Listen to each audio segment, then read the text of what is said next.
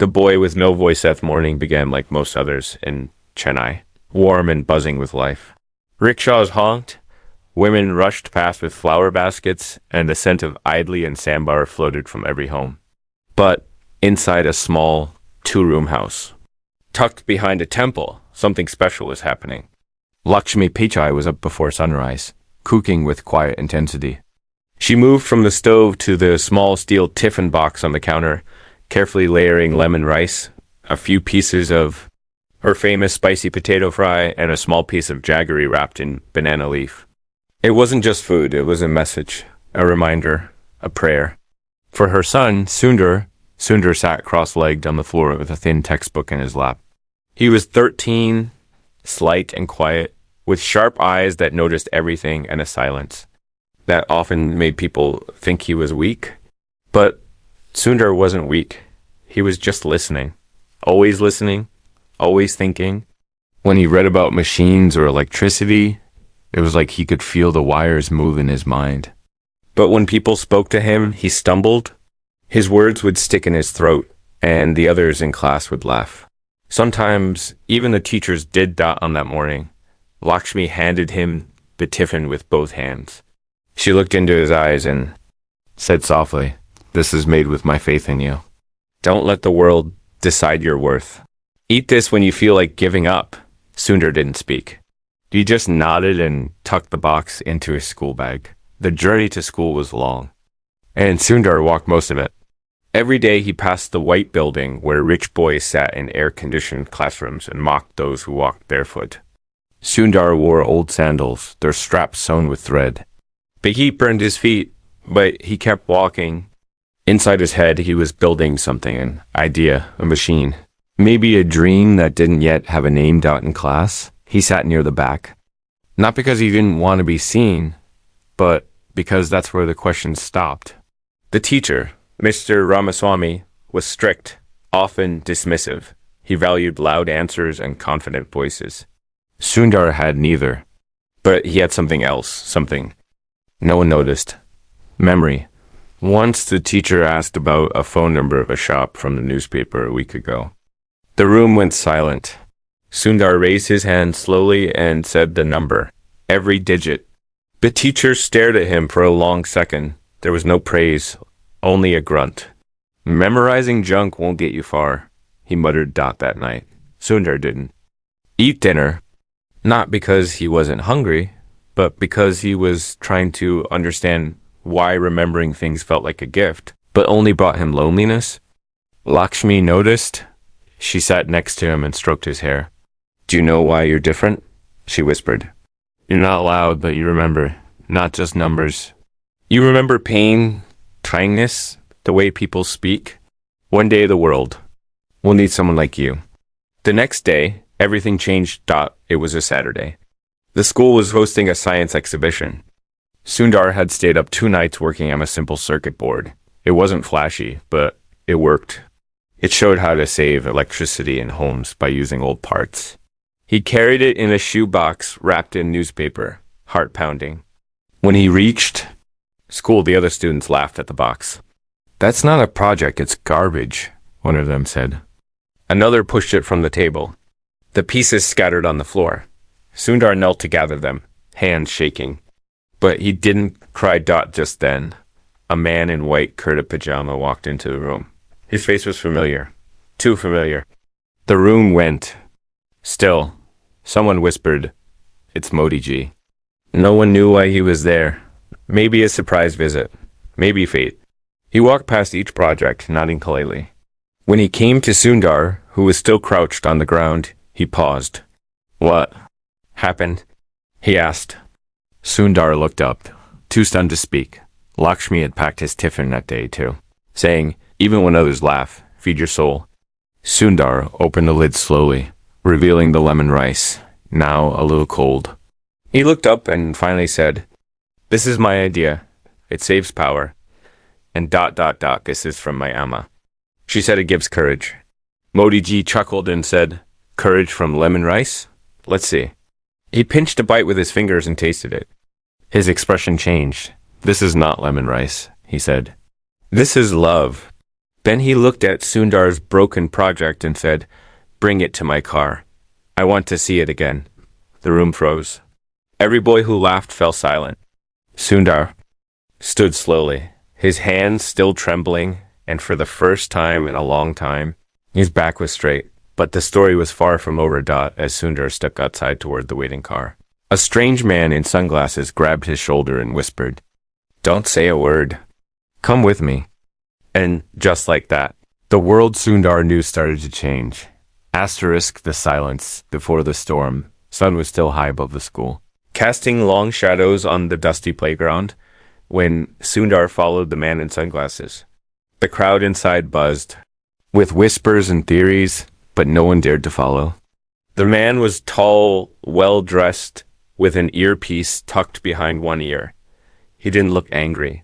He didn't look kind either. He was the kind of man who walked as if he didn't need permission to do anything. Sundar's heart beat louder with each step. He looked back once toward the school gate, hoping to see a familiar face. Instead, he saw his own reflection in the dusty glass of the parked black SUV. Quiet, holding a broken science project in one hand and an empty tiffin in the other. They walked past the car Modi ji had arrived in, past the crowd of guards and staff, and turned into a quiet alley behind the school. For a moment, Sundar thought he was in trouble. Maybe someone thought he was pretending. Maybe tasting food from a stranger had been a security risk. Maybe he was about to be scolded for something he didn't understand. Finally, the man stopped. Beside the second vehicle, a white ambassador car that looked far too simple to belong in this convoy. He opened the door and gestured for Sundar to sit inside. Sundar hesitated, but then he remembered his mother's words. Even when fear knocks, open the door with courage. He got inside the car. The air was cool. A woman sat in the back. She wore a cream-colored sari and glasses, and she had a notepad in her lap. She smiled gently at him. "You don't have to be afraid," she said in a calm voice. "We just want to talk." Sundar looked down at his hands. "Am I trouble?" he asked, his voice barely a whisper. "Not at all," the woman said. "We saw what you built, and we saw what they did to it." The man in sunglasses sat in the front, silent, staring ahead. The woman continued, "Do you know how rare it is for someone your age to build something useful with scraps and explain it with such clarity?" Sundar shook his head. "No one ever listens to me." "Well," she said, "we did." For the next 20 minutes, Sundar explained his project. He spoke slowly, choosing his words carefully. He explained how the circuit worked, how he used discarded wires and old bulbs to reduce waste, how his father used to complain about high electricity bills before he passed away, and how that made him think, why not save more with less? When he finished, the woman closed her notepad slowly. She looked at him with a kind of seriousness that was almost unsettling. "Do you know who you are, Sundar?" she asked. He shook his head again. "You're someone who sees the world differently," she said. "And that's dangerous to people who want things to stay the same." Outside the car, life continued as usual. Hawkers shouted, school bells rang, and the smell of frying pakoras drifted through the air. But inside, Sundar felt the ground shifting beneath him. The woman handed him a card. Plain white, no logo, just a name and a number. "Call this number when you're ready," she said. "Not now. Not today. But someday." The man opened the door, and just like that, the meeting was over. When Sundar stepped out into the sun, again, the warmth felt different, heavier. He walked home in silence, the white card tucked deep in his pocket. He didn't tell anyone what happened, not the teacher, not his classmates, not even his mother. That night, Lakshmi saw his face, knew something had changed. She didn't ask questions. She simply served him dinner and said, "When the world becomes louder, hold on to silence. That's where your strength lives." But silence is not always peace. Sometimes it hides the storm. The next day at school, Sundar was called to the principal's office. He had never been there before. As he entered, he saw Mr. Ramaswamy standing stiffly in the corner, arms crossed. The principal was a tall man with gray hair and a sharp tone. He didn't smile. You caused quite a scene. Yesterday, the principal said. Asterisk Sundar stayed quiet. Modi ji tasted your tiffin. People are talking. You embarrassed us. This school is for discipline, not drama.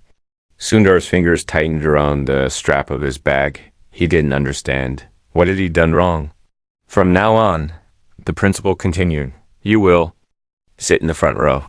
And if you have anything to present, submit it to the science club first. No more solo projects. Understood. It wasn't a punishment. Not exactly, but it was control. Sundar nodded. He walked back to class feeling like a thread had been cut loose inside him. A week passed. Sundar did what was asked. He sat in front. He kept his ideas to himself, and the days blurred into each other. But something inside him had begun to wake up. He started working at night.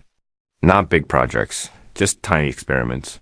He took apart old radios, played with magnets, wrote down thoughts in a red notebook he hid under his pillow. He even called the number on the card once, but hung up before it rang. Asterisk. And then, one evening, something strange happened as he was returning home.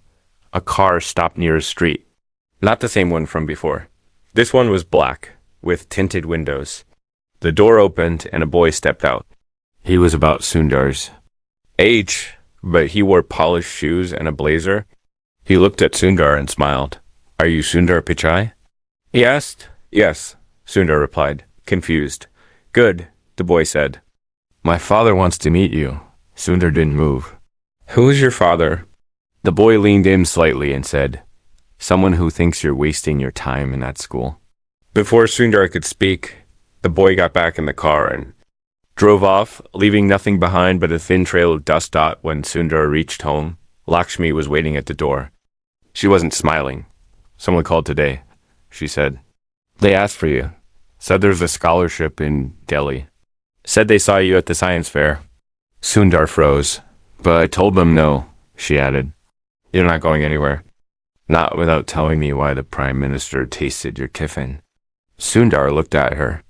Her eyes were filled with fear, love, and something more. The kind of worry that only mothers carry in silence. He reached into his pocket and pulled out the white card. He said slowly, I think my life is about to change. The weight of a mammoth rain began to fall quietly that night, slow and steady like an old song. Droplets tapped gently against the tile groove as Lakshmi Pichai sat in the kitchen. Her sari slightly damp from the evening breeze, her mind full of questions she wasn't ready to ask aloud. Sundar sat at the small table, staring at the white card resting in his palm like it held the weight of his entire future. He had barely spoken a word since handing her the card. She hadn't forced him. She knew better than to push. Sundar was like the monsoon, silent before he thundered, but always full of power waiting to be released. Who gave you this? She finally asked, her voice soft but steady. Sundar looked up. His eyes held the stillness of a boy who had seen too much. For his age, a woman, he said. She was with the man in sunglasses, after the science fair. She said, I see the world differently, and that it scares people who want things to stay the same. Lakshmi looked away, swallowing the lump in her throat. She thought of her husband, how he used to say Sundar's silence wasn't weakness, it was preparation. Do you trust them? She asked. Sundar hesitated. I don't know. But they didn't laugh at me. That night he lay in bed with the red notebook under his pillow and sleep just out of reach. His thoughts circled like birds, never landing. The phone number on the card called to him like a whisper. He imagined dialing it. Imagined a voice answering, offering him something he didn't yet have a name for, maybe a future. Maybe a test, maybe a trap. He didn't call. Not yet. Thought the next week passed like a fog. School felt slower, heavier. The other boys had stopped mocking him, but not because they respected him, because they were afraid of what he might become. Fear had replaced ridicule. And in some ways, Sundar missed the ridicule. At least it was honest. Mr. Ramaswamy had started treating him differently too. No more cruel smirks. No more passive insults. Instead, there were forced smiles and suspicious kindness. Very good work, Sundar, he would say, though he never looked him in the eyes. But one person remained unchanged, Vijay, Sundar's seatmate. The only one who had never made fun of him and never praised him either. Vijay was average in every way and proud of it. He liked cricket, hated maths, and loved to talk. One day, as they sat eating lunch, Vijay asked, "What really happened with Modi ji? You can tell me." Sundar hesitated, then said simply, "He ate my Amma's lemon." Rice. Said it was made of love. Vijay laughed, but not cruelly. "My mother's cooking just gives me gas." Sundar smiled. For a moment, he felt normal. But that moment didn't last. 2 days later, something strange happened again. During a routine assembly, the principal announced that Sundar Pichai had been selected to attend a 2-week national science camp in Delhi, fully sponsored, all expenses paid. The crowd murmured, heads turned. Sundar stood frozen. He hadn't applied. He hadn't told anyone about the card at home. Lakshmi stared at the letter in his hand. Her fingers trembled as she traced the printed words. Her son's name was there, bold and undeniable, Sundar Pichai. "This is not coincidence," she said. "This is someone watching. Pulling strings. Should I go?" He asked quietly. Lakshmi didn't answer immediately. She looked at him long and hard, then said, "Only if you promise me one thing." "What?" "You won't forget who you are. Not in Delhi. Not anywhere." He nodded. The next few days moved fast. Clothes were packed. Documents signed. Sundar had never been on a train before, never left Tamil Nadu. Lakshmi gave him a small steel box with his name etched under it, and a set of 3 tiffins for the journey. "No matter where you go," she said, "you should taste home." The train ride was long and loud, full of strange voices and languages Sundar didn't understand. But he didn't feel small. He felt curious. He watched everything, the way people folded clothes into suitcases, the way vendors balanced tea trays with one hand, the way the landscape changed from palm trees to dusty plains when he arrived. In Delhi, the city hit him like a gust of wind fast, overwhelming, full of horns and smoke. A man with a placard that read Sundar Pichai met him at the station. He didn't smile, but he offered his hand. "We're late already." They drove to a large building with glass walls and spinning doors. It didn't look like a place where boys from Chennai walked barefoot. It looked like a dream. Inside, everything was white and silver. There were computers on every desk. Young people with badges moved around with purpose. Sundar was given a room to himself, clean bed, working fan, even a small desk with a notepad and pen. But it was the people that stunned him the most. Students from across the country, some younger, some older, each one with a story. There was a girl from Kolkata who built a water filter using coconut shells. A boy from Guwahati who created a drone from toy parts. Sundar listened, spoke little, but wrote everything down. On the 3rd day, he was called into a private room. The woman from the car was waiting. She was wearing the same cream sari. "Hello again," she said. "We've been watching." "Why?" Sundar asked. "Because you're not loud," she said. "But you move people, like your mother's lemon rice." She sat across from him and placed a folder on the table. "This is a list of students we want to support, not because of what they've done, but because of what they can become. Your name is there, but names carry weight, Sundar. They can lift you, or they can bury you." He opened the folder slowly. There it was, his name, Sundar Pichai. Beside it, a stamp that said eligible for long-term mentorship. "What does this mean?" he asked. "It means," she said, "you won't be walking alone anymore. But it also means you'll face things others don't. Jealousy, pressure, expectation." He looked at her, unsure. "This program doesn't just build engineers or scientists," she added. "It builds leaders." And then she leaned in and said something that stuck in his heart like a seed waiting to grow. Leaders don't need to shout. They need to understand silence. That night, Sundar couldn't sleep. He stared at the city lights through the window, his hand resting on the tiffin his mother had packed. The world was opening up, but with it came shadows he didn't yet know how to name Dot on the final day of the camp. Each student had to give a short presentation about themselves. Most spoke with confidence, listing achievements, goals, dreams. When Sundar's turn came, he stood in front of the microphone and held up his tiffin. "This," he said, "is why I am here." The room went quiet. "My amma made this every day." She said it gives courage. I never thought courage came in a lunchbox, but I was wrong. He paused, then added, "I don't know what I will become, but I know I will not forget who I was when this was all I had." The audience didn't clap right away. They just sat still, moved by something they couldn't explain. And in that moment, Sundar knew he didn't have to be the loudest. He just had to be the clearest. But as he packed his bag to return to Chennai, a message slipped under his door. A folded paper. "No signature." He read. "You've been chosen, but not everyone wants you to rise. Be careful. They are watching. Asterisk, the price of being seen at the train back to Chennai was slower than the one that brought him to Delhi."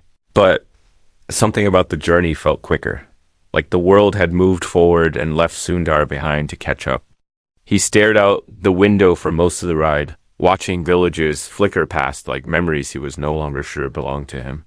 In the silence of the train, his thoughts were loud, every word from the camp, every voice, every warning. He took the folded note out of his bag and read it again. "You've been chosen, but not everyone wants you to rise. Be careful. They are watching." He read it a third time, slower now. There was no name, no sender, no clue, just truth disguised as a threat. And Sundar knew in his bones that the more he stepped forward, the more invisible hands would try to pull him back. When he reached home, Lakshmi was waiting at the gate, her hair tied in a loose bun, her eyes scanning the street like a radar, searching for danger. She didn't smile until he stepped into the house. Then she hugged him tightly, her face pressed against his shoulder, breathing in the scent of her son and the steel distant cities clinging to his clothes. Asterisk. "You're different," she said after a moment. "So is the world." Sundar replied. They sat in the kitchen, where the light was dim and the air smelled of curry leaves and burnt mustard seeds. Sundar opened his bag and took out the red notebook. The card and a letter from the program. Lakshmi listened to every word he said, her fingers occasionally touching his wrist, grounding him like roots hold the tree. But then Sundar unfolded the note, and Lakshmi's face changed. "Who gave you this?"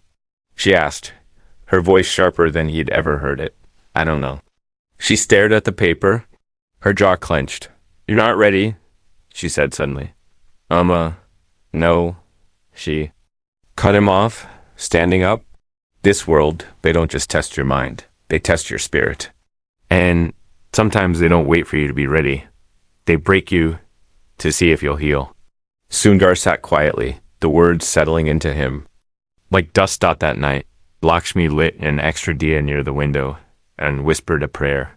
Not for success, not for fame, just for protection. Then she turned to him and said something that stayed with him long after the flame went out. "Promise me, if you ever feel lost, you'll come back. Not just to me, but to who you were before they knew your name." Sundar nodded. And with that, childhood closed its door behind him. Back at school, everything was different. The students looked at him like he was no longer one of them. Vijay was the only one who remained unchanged. "Delhi made you taller," he joked. "Just hungrier," Sundar replied. But the others weren't laughing. Whispers followed him in the hallway. Teachers began calling on him more, watching him more, praising him too easily. It was like the school didn't know whether to be proud or afraid of him. Mr. Ramaswamy had become strangely kind, his voice laced with forced admiration. "Our boy genius," he would say loudly whenever someone from the district office visited. But behind closed doors, the tone shifted. "Stay humble, Sundar," he once said, his voice low and cold. "People love success stories until they grow too big." And Sundar began to understand being seen wasn't the gift he thought it would be. It was a burden, a light that attracted both moths and shadows. Then came the invitation, a letter, hand-delivered by a courier with the emblem of the National Innovation Summit. Sundar had been selected to present a new project. It wasn't a request. It was a command dressed as an opportunity. He didn't have a new project. He hadn't built anything since Delhi. But the letter said he had 30 days. He came home that evening and locked himself in the small back room, the one where his father used to keep old tools. For days, he didn't come out except to eat and sleep. Lakshmi didn't question him. She simply left food near the door, always warm, always with a note tucked inside the lid. Trust yourself. You're not alone. Even a small flame burns darkness. Inside that room, Sundar worked with the madness of someone who knew his window was closing. He tried everything: solar circuits, battery hacks, water sensors. Most failed. Some sparked. One nearly caught fire. But he kept going. On the 14th day, something clicked. Literally, a broken fan motor he'd been tinkering with suddenly spun to life after he rigged it with a modified heat sensor. He stared at it, breathless. The fan didn't need switches. It activated when the room got too hot. It was simple, elegant, and it worked. By day 28, the prototype was complete. By day 30, he stood again in front of an auditorium. Not in Chennai, but in Bengaluru, where technology breathed like oxygen. His name was called. He walked to the stage, holding the small fan, his hands steady but cold. He looked into the crowd and saw faces, some curious, some skeptical, and in the back row, too, he recognized the woman in the cream sari, and next to her, the man with sunglasses. He placed the fan on the table and spoke. This is not about comfort. This is about necessity. Many homes in our country don't have steady electricity. This fan runs without a switch. It senses heat. It helps mothers cook in kitchens that feel like furnaces. It helps old people sleeping alone in the summer. It helps. That's all. He didn't expect applause. But the room erupted. After the presentation, as he stepped off the stage, a hand tapped his shoulder. It was a different man, older, shorter, with a thick accent. That was brilliant, the man said. My name is Arun. I run a tech incubator. We'd like to work with you. Help you file a patent. Maybe more. Before Sundar could answer, the woman in the cream sari appeared beside him. She gave Arun a polite nod, then pulled Sundar gently aside. Well done, she said. Thank you. But she didn't smile. You need to be careful now. Why? She handed him another folded paper. He opened it slowly. Inside was a photograph. A blurry shot of him in the train station. Alone, behind him, barely visible, was a man in a black jacket, watching. Not everyone claps because they believe in you, she said. Some clap so they can count the seconds until they try to tear you down. Sundar felt his stomach twist. Who is he? We don't know yet, she said. But you will need to decide soon. Do you want to build things quietly, or do you want to lead? What if I don't want either? He asked. Then why did you come here? He didn't have an answer. As they left the auditorium, Sundar glanced back one last time. The room was emptying. The fan sat quietly on the table, still spinning, still working, unnoticed now. And he understood the price of being seen wasn't just attention. It was responsibility. But as the car pulled away into the night, the photograph still in his pocket, Sundar felt something tighten inside him, not fear, but the beginning of resolve, because the world was watching, and he was starting to watch it back. Asterisk the shadow in the spotlight. Streets of Chennai had not changed, but Sundar had. The same corner tea stall, the same honking rickshaws, the same dusty cricket pitch near the school, but now people stared at him longer, not with wonder, with wait. Whispers followed him like shadows. His name had become a story, and stories, he had learned, were never just words. There were expectations, projections, and sometimes silent traps. Lakshmi could see it. The way he spoke less. The way his fingers tapped on the table even when he wasn't thinking. The way he flinched when the phone rang. You can still stop, she said one night as they ate dinner. You can come back, start over, be a boy again. But Sundar shook his head, not out of pride. not even out of ambition. Something deeper had taken root. A kind of responsibility he didn't fully understand, but couldn't ignore. Then. 3 weeks after the science summit, the letter arrived. It was thicker than usual. Inside, embossed on creamy paper, were the words, "You have been selected for the National Young Innovators Delegation, hosted by the Office of the Prime Minister."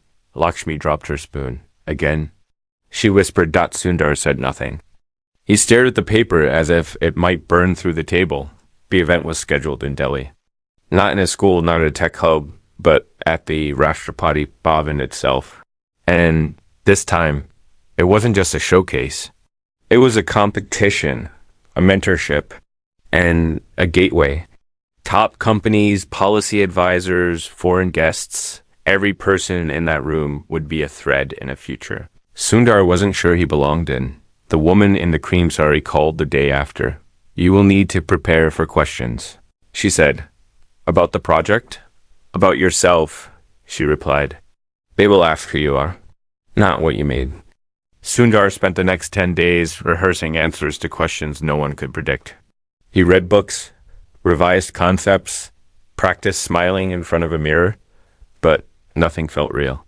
What haunted him wasn't the fear of failure.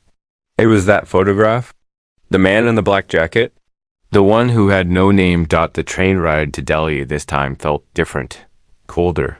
He sat by the window, but didn't look outside. He kept the tiffin his mother packed sealed, untouched.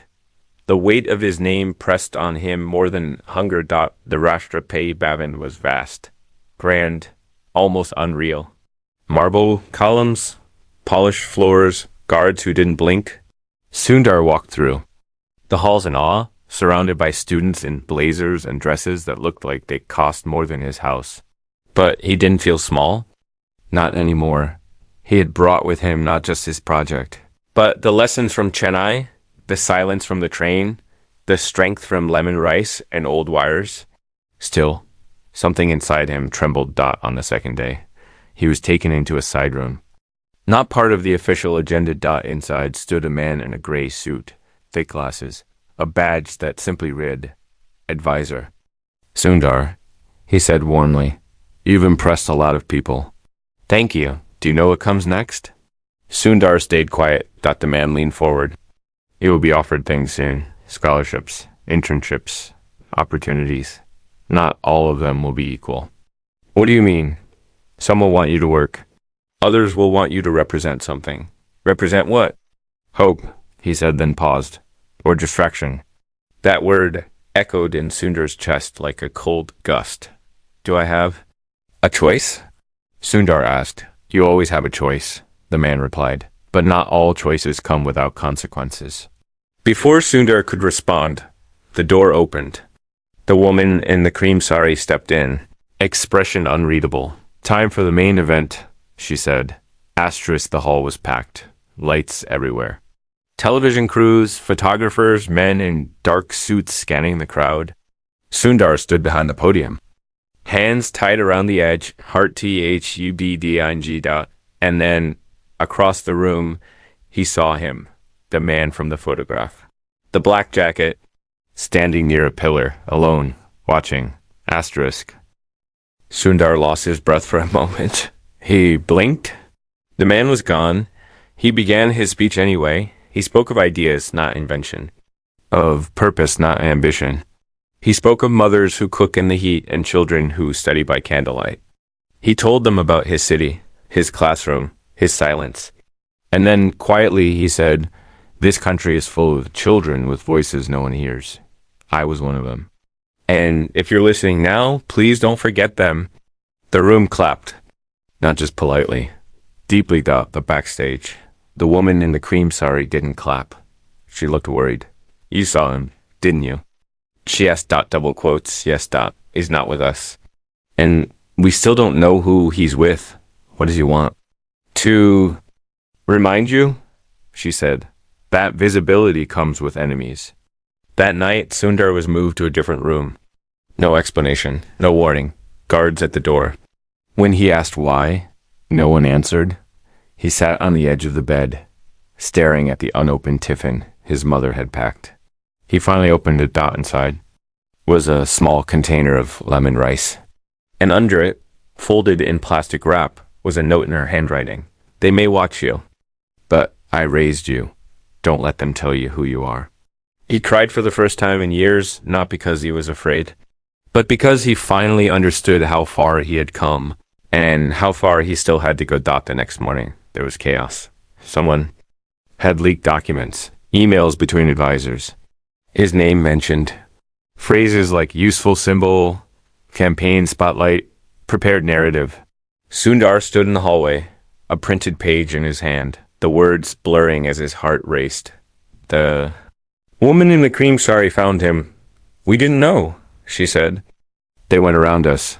Am I a symbol? Sundar asked. You're a threat, she said, because you didn't ask to be used. What do I do now? You have two choices, she said. Play the game, or change the rules. He looked at her, looked at the room behind her, the cameras, the lights, the plans already written. And then he whispered, I'll write my own script. But just then, a man in uniform ran up the hall, whispering something into the woman's ear. Her face went pale. What is it? Sundar asked. She turned to him slowly. They've taken someone, she said. Your friend, Vijay, from Chennai. He disappeared this morning. Sundar's blood froze. Why would they take Vijay? And her voice cracked as she answered, because he's the only one who knows what you were building before the camp. Asterisk the fire behind the silence. Rain in Delhi was colder than in Chennai. It didn't fall in sheets. It whispered, clung, and crept into your bones without warning. Sundar stood by the window of his assigned room in the guest house, the news of Vijay's disappearance echoing louder than the storm outside. He had no coat, no umbrella, no plan. Only the heavy silence of knowing someone he cared about might have been taken because of him. The woman in the cream sari had left the hallway quickly after she told him. Too quickly. Sundar had watched her disappear into another corridor, flanked by security officers and men with furrowed brows. They hadn't asked for his opinion. They hadn't told him what came next, but he already knew something was about to break. Vijay, ordinary cricket-loving, comic book reading Vijay had been the only person who sat beside him day after day, never asking for explanations, never judging, only observing, only staying. And now he was missing, not because he'd spoken out, but because he knew too much. Or maybe just enough. Sundar reached into his bag and pulled out his red notebook. Inside, past diagrams and circuit sketches, tucked between two pages, was a folded piece of paper. Not from Delhi. From months ago, a rough list. An idea that had never left him. Build something that works without permission. It was scribbled late. One night after a blackout in his neighborhood, he'd wanted to build a tiny mesh network devices that could connect without internet or towers, using short-range signals. For schools, for emergencies, for kids like Vijay. Now someone wanted that idea buried. He looked down at the lemon rice his mother had packed. Half-eaten, it didn't taste the same anymore. Not because the food had changed, but because Sundar had. He was no longer eating to survive. He was carrying a truth too heavy to chew. That evening, an official meeting was called. Students were told to remain in their rooms, but Sundar ignored the instructions. He slipped out silently, notebook under his arm, and walked down the long marble hallway. He found the door ajar. He listened. Inside, voices. He's not a threat. He's a distraction. He's being watched, but his network's the real problem. The boy from Chennai? No one even knew he had a friend. We underestimated him. Sundar stepped back. They weren't talking about Vijay as a person. They were talking about him like a file. A risk. A variable. He returned to his room and did the only thing he could. He made a decision. The next morning, a live broadcast was scheduled. The young innovators were to be presented on national television, each delivering a short message of hope and vision for India's future. A controlled stage, curated speeches, smiles rehearsed. Sundar walked onto the stage. A quiet boy in a plain shirt holding nothing but his notebook. No gadget, no project, and no invention to showcase. The host nodded for him to begin. The cameras were live. The room was full. He stepped to the mic, paused, and then he said, slowly, "My name is Sundar Pichai, and I was told to speak about innovation. But today, I want to speak about something we never designed for fear." The audience shifted uncomfortably. I had a friend. His name is VJ. He never built a circuit. He never coded. But he sat beside me when I failed, when I was laughed at, when I was told silence was weakness. And now, he's gone. There were gasps, murmurs. I don't know where he is. No one is answering my questions. But this is the truth. Innovation that ignores people is just noise. It doesn't matter how many devices we build if we don't protect the ones who believed in us before the spotlight came. He paused, let the silence breathe. I am not a symbol. I am not a campaign.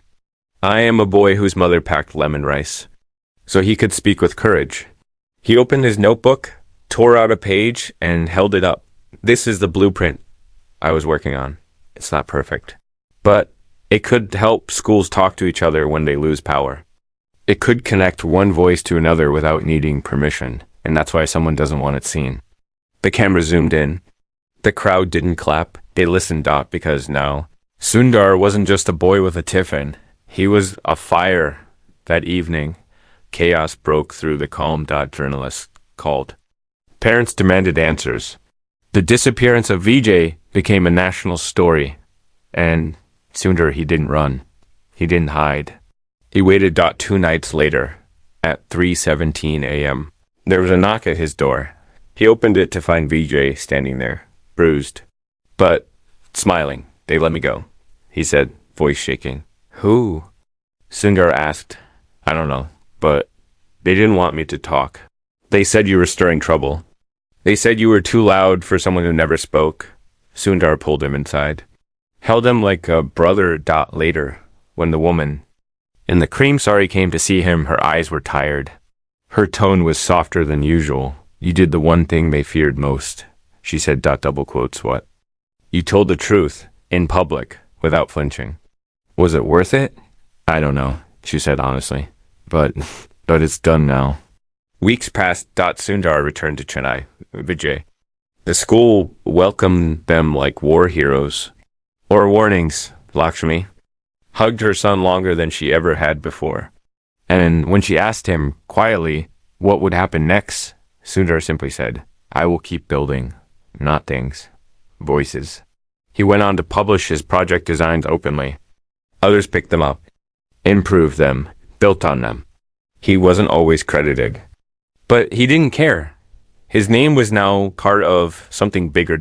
And many years later, when a journalist asked him during an interview filled with lights and cameras, what was the most important moment in your journey? Sundar paused. Then he smiled and said, "When my mother packed lemon rice and told me it gave me courage." She was right. And though he would go on to lead great companies, build technologies used across the world, and speak to leaders of nations, he never forgot what it cost to be seen. He never stopped listening when others were silent.